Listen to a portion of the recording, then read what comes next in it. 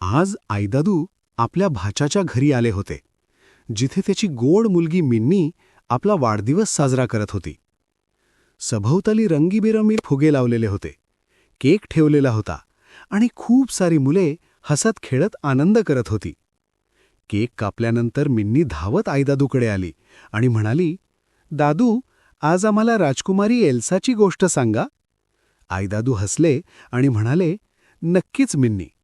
आज मी तुला एक खूप हुशार राजकुमारी इलिशाची गोष्ट सांगतो, जिला सगळे प्रेमाने राजकुमारी एल्सा म्हणत असत.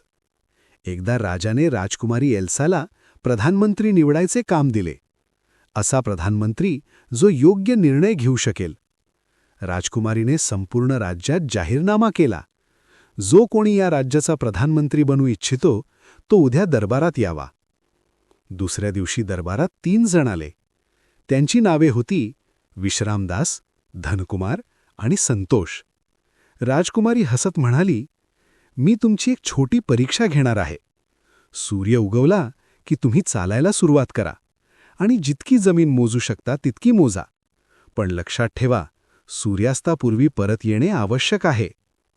सकाळ होताच विश्रामदास हळूहळू चालू लागला, धनकुमार खूप वेगाने चालू लागला आणि संतोष शांतपणे चालू लागला. विश्रामदास विचार करू लागला, "अजून खूप वेळ आहे, थोडी विश्रांती घेऊया." तो झाडाच्या सावलीत बसला आणि पुन्हा पुन्हा आराम करू लागला.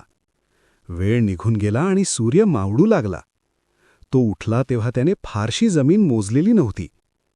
मुलांनो, यालाच आळस म्हणतात. आळस म्हणजे काम करायची इच्छा नसणे. दुसरीकडे धनकुमार मनात म्हणत होता, "आणखी हवे, मला अजून जमीन हवी." तो पुढेच पुढे चालत राहिला आणि वेळ विसरला. परत यायला लागला तेव्हा सूर्य मावळत होता. तो दरबारात वेळेवर पोहोचू शकला नाही. मुलांनो, यालाच लोभ म्हणतात. लोभ म्हणजे गरजेपेक्षा जास्त हवे असणे. संतोष शांतपणे चालत राहिला आणि विचार केला, आपल्याकडे किती वेळ आहे आणि परत येण्यासाठी किती वेळ लागेल.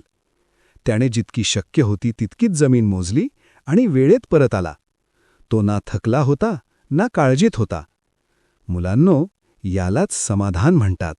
समाधान म्हणजे मेहनत करणे आणि मेहनत करताना आनंदी राहणे. राजकुमारीने तिघांकडे पाहून सांगितले, "मला सर्वात जास्त जमीन मोजणारा नको आहे. मला योग्य निर्णय घेणारा हवा आहे, जो आळशी नाही, जो लोभी नाही आणि संतुलन समजतो."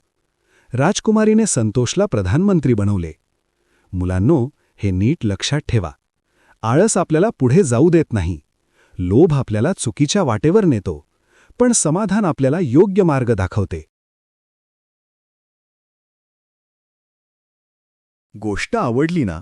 मग आय दादू चॅनल सबस्क्राईब करा आणि पुढची गोष्ट चुकवू नका.